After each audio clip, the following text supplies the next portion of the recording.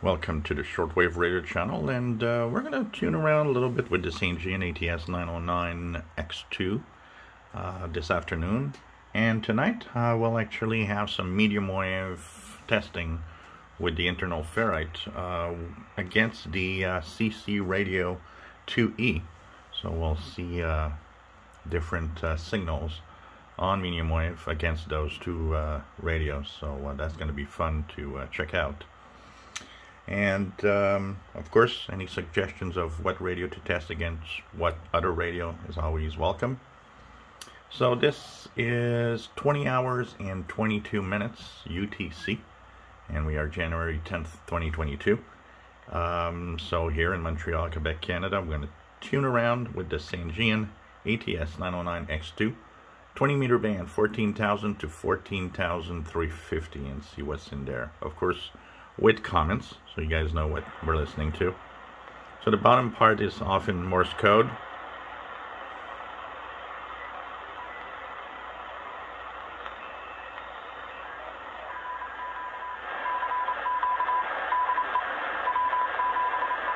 Well, that's a call. That's a CQ call. And he's waiting for an answer.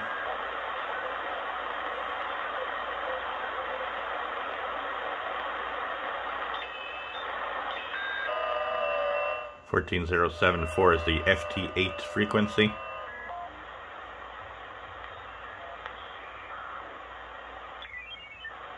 Oh, some digital modes here. Now we should have some single sideband, upper sideband contacts. Let's see.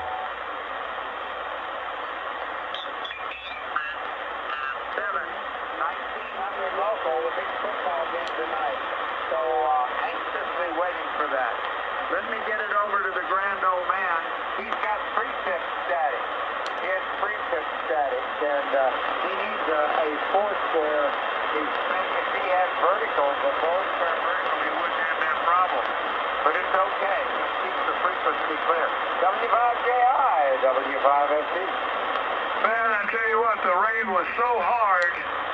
For 45 seconds, I had to turn the gain way up to copy either you or text, and then it stopped raining for an instant. Well, man, that's great. I'm glad we made it. Tex, I'll catch you tonight, your time.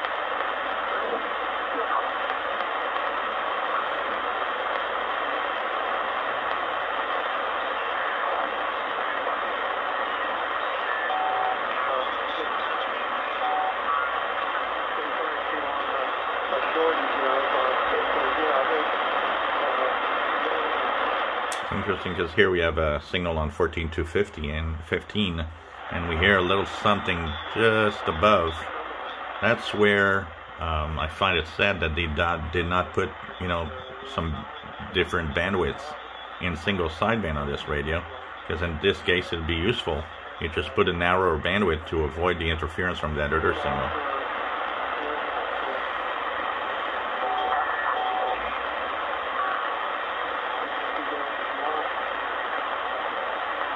I don't know who or why the designers did not, want to do that. It's something I have a hard time understanding when you design a radio, give it bandwidths on AM, why they didn't do the same on single sidebands.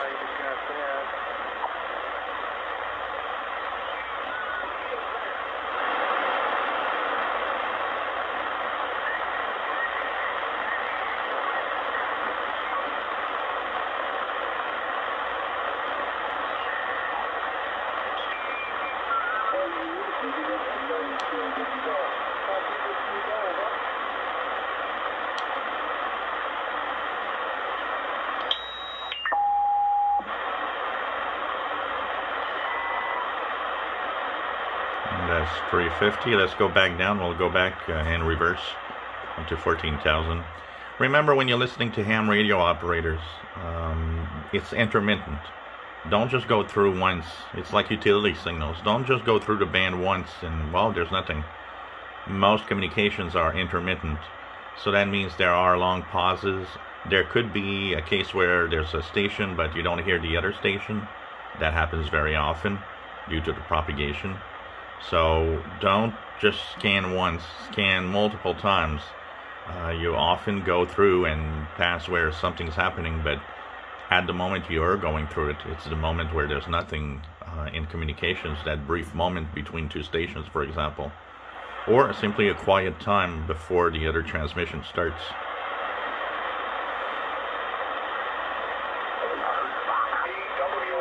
WA6LVT, this is November 2 Alpha Papa Bravo calling.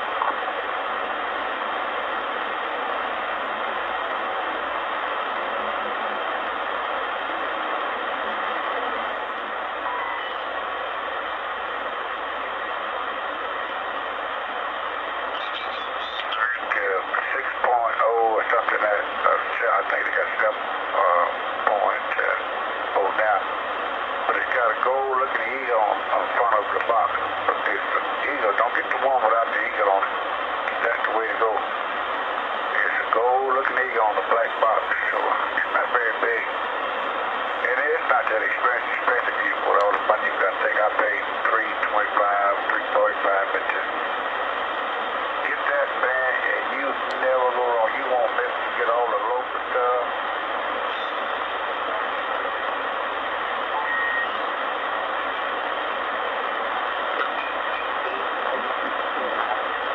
So, that's right again. WA5TXY. Copy.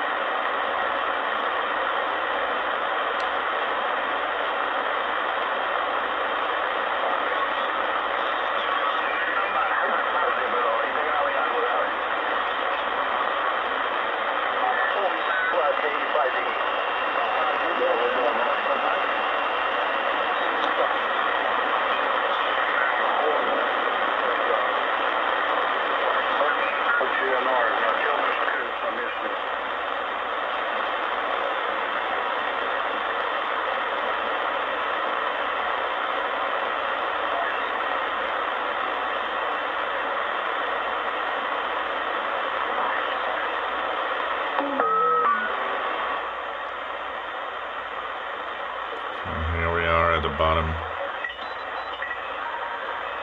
Like I say, be patient, tune around regularly. If you've noticed, when I went back downwards, there were frequencies where I had nothing earlier on the first scan, but there were some communications there. So, you know, there's activity there. Just do it several times. Be patient is very, very important. And you can see how having a receiver that has separate upper-lower sideband makes it much easier to tune a single sideband signal, because you can get the precision on a radio like this. So even though I prefer the precision that would be on a Tecsun PL 330 or a Tecsun PL, especially 990 and H501X, because it's even more precise in frequency and you can calibrate. It's still on the Saint-Jean a nice tuning, and you know, you have the step. That's why sometimes you have 2 arrows or 4, depending on, you know, it's fine tuning or tuning by the kilohertz, which makes it faster. But you just fine tune if you want to kind of match the voice. Sometimes some hams are on half of kilohertz, so you might have a conversation that's 14.125.5. Then you'll have to fine tune and go get that 0.5 in order to catch the correct tone also. You know, single sideband is something that I see a lot of you are struggling with. And it is the, especially with a radio that has really a BFO, which is just a button that changes the tone basically on you know, the frequency. What happens is that it makes it a little more difficult to pinpoint the voice. And if you are not capable of getting the voice correctly, then move up or down 1 kilohertz. You might be off to a point where the BFO isn't able to reach the tone of the voice. So these are all little tricks to know. But it's, you know, with perseverance, you'll eventually get a hang of it, and that's the way to do it. So hope you enjoyed this scan of the 20 meter band at between roughly 2020 and 2030 Universal Time. And we'll be having more scans with comments today on this radio. We'll be having this radio compared to the CC Radio 2E also in some videos that will come up later. If you enjoy my videos, please subscribe, give us a thumbs up. Thank you for watching.